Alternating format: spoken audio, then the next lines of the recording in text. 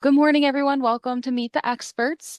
My name is Amanda Pearson, and I'm a patient and family specialist in the Patient Library and Welcome Center. We present these sessions each Tuesday and Wednesday at 10 a.m., and today's topic is on coping with uncertainty and making informed decisions in cancer prevention and care. And before we get started, we do have a quick disclaimer. The content of this presentation is not intended to be medical advice, and the viewer should consult their physician should they have any questions. Viewers should not rely on information contained in this presentation for immediate or urgent medical needs. And if you think you might be having a medical emergency, call your physician, go to the nearest emergency department, or call 911 immediately. Never disregard professional medical advice or delay seeking care because of information contained in this presentation. Additionally, today's session is being recorded.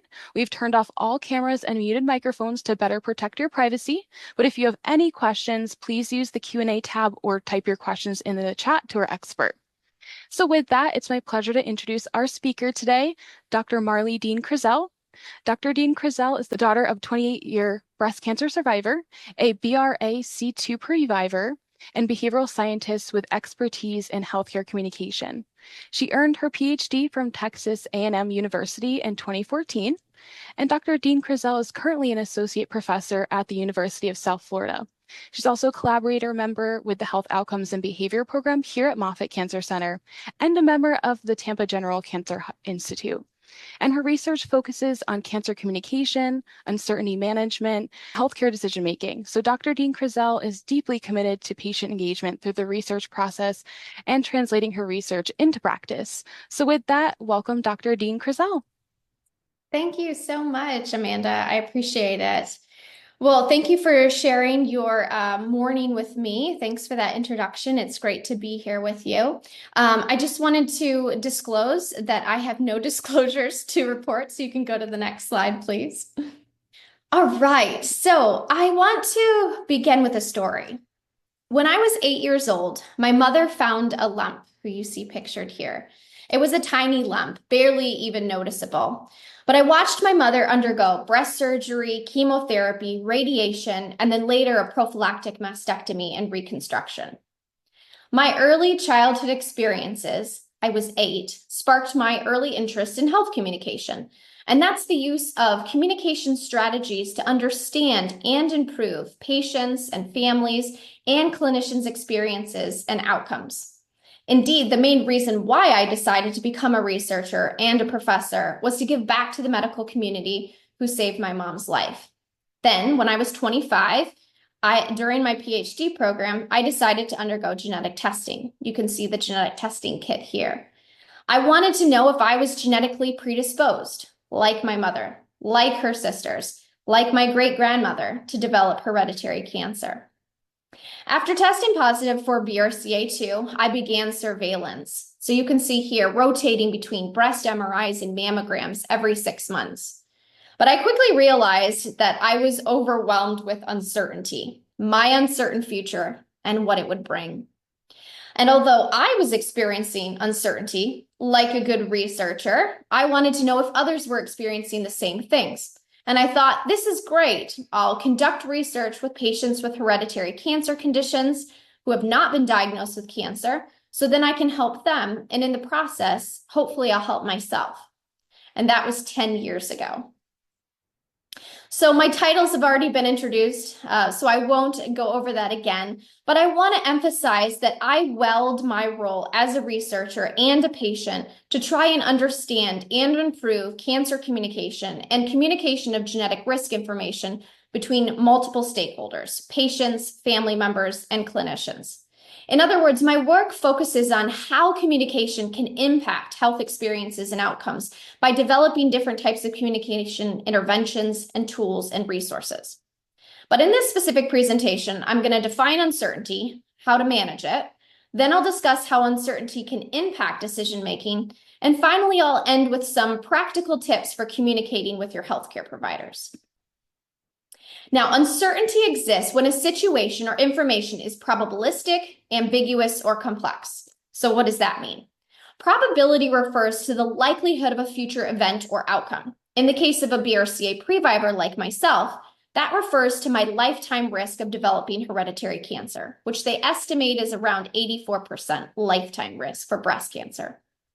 Ambiguity signifies conflicting evidence, and the evidence's strength or lack of information. So, for example, a cancer patient might experience ambiguity when there's a lack of clear guidelines for cancer treatment, or perhaps even conflicting recommendations between healthcare providers. Complexity refers to the many different factors and interpretations that make it difficult to understand an event. So, for example, another patient may experience complexity after learning positive genetic test results, which increases one's risk for cancer, but there are no cancer diagnoses in her family. Now, previous health and illness research identifies 3 different types of uncertainty. Medical uncertainties include disease diagnosis or symptoms we experience, the treatment care we might decide, or prognosis. So, for example, among previvors like me, when we're undergoing surveillance appointments, such as those breast MRIs and mammograms to screen for cancer, we experience medical uncertainty while we're waiting for biopsy results, for example. Personal uncertainties include competing or complex roles and also finances. So, for example, a cancer patient might experience personal uncertainty about whether a specific treatment will be covered by insurance. Social sources of uncertainty relate to interpersonal relationships. So, for example, many breast cancer survivors, including my mother, struggled with talking about breast cancer risk to her children and not knowing how one's risk might impact the children, but also the relationship. So we know that uncertainty may be a part of a cancer journey, but what do we do? According to Merrill Michel's theory of uncertainty and illness, we interpret uncertainty as either a danger, so it's threatening, or an opportunity, meaning that it's hopeful. And understanding how we appraise or assess uncertainty is important because it influences our emotional reactions, but also the potential outcomes, such as the type of decision making, the type of medical decision we might make, which I'll discuss more later. So I compiled a few self-reflection questions here to help you identify, how do you appraise uncertainty? How do you perceive uncertainty? And feel free to take a picture of this, but I know we're also recording as well. But what types of uncertainty are you experiencing? When I think about my cancer experience, do I tend to be more hopeful or fearful? So as I mentioned, our emotional reactions impact our coping and ultimately our medical decisions. According to a different theory, Dale Brashear's uncertainty management theory, we respond to health-related uncertainty in 3 different ways, with negative ways, neutral ways, and positive ways. So negative responses include feelings like fear, anxiety, worry, panic. And these responses tend to be frequent when a person appraises or perceives their uncertainty as a danger or it's threatening and I need to eliminate it. There are also neutral responses, though. This is when an individual might feel indifferent or not interested towards the uncertainty, or sometimes even considering the uncertainty to be inconsequential. And then lastly, positive responses to uncertainty include feelings of hope or optimism or relief. These responses often occur when uncertainty may result in positive outcomes, such as the uncertainty allows us to maintain hope for a little while longer just by not knowing everything. Again, here's some self-reflection questions that might help you better understand how you react to uncertainty. You can ask yourself, when I think about the unknown, do I feel afraid, worried, optimistic, hopeful? Have I ever thought, I'll deal with it when it happens, rather than trying to figure it out now? So thus far, we've learned how our appraisal of uncertainty might influence us and the emotional responses we might have to that uncertainty. So let's talk about what we do. How do we manage the uncertainty we're experiencing? According to these uncertainty theories, there are 2 main ways we seek to manage uncertainty. And number 1 is seeking information, and number 2 is avoiding information. Now, seeking information can be used to reduce any undesirable uncertainty, but can also be used to increase desirable uncertainty. We can also engage in direct quests for information from our healthcare providers, maybe also from our family members and friends, online information sources as well. Additionally, we can seek out lived experiences and connections with others through communication and attending social support groups. And finally, it's important to keep in mind that sometimes individuals avoid information, and that can be either actively ignoring information, maybe controlling conversations so we don't talk about certain things, or even avoiding conversations altogether so we keep away from any unwanted information. People who avoid information, they tend to avoid it because they're avoiding negative outcomes. They're trying to maintain some type of hope or evade the negative certainty. Next slide. Again, to try and help you think through this, here's some additional self-reflection questions that might help you equip yourself with strategies for managing uncertainty. Do I believe information will help me feel more in control? Or does it make me feel more anxious? Have I avoided making decisions or maybe even seeking information because I'm overwhelmed with my uncertain future? The problem arises when uncertainty is left unmanaged. Uncertainty can produce frustration, fear, distress, mistrust, which can impact medical decision-making, result in burnout, and in the case of cancer, potentially increase diagnoses and mortality. So how does uncertainty relate to decision-making? Oftentimes, for us as patients, managing uncertainty, in addition to everything I just shared, also means making specific medical decisions. The decision-making act helps us manage our uncertainty. Broadly, medical decision-making is cognitive, so it's mental, but it's also affective, meaning emotional. It's this cognitive and affective process through which we make decisions about maybe a health behavior or treatment we might have to undergo, the way in which we might assess our risk for illness, like in the case of previvors like me, or also managing an illness across many different types of spectrums. Now, there are different types of decision-making. Paternalistic decision-making is a very top-down approach where the healthcare provider offers information. They might provide some recommendations with an expectation, though, that the patient is going to adhere, meaning we're going to follow the recommendations of the clinician. Informed decision-making is where only information is being provided, and then the patient decides without any recommendations, without any insights, without any interpretations.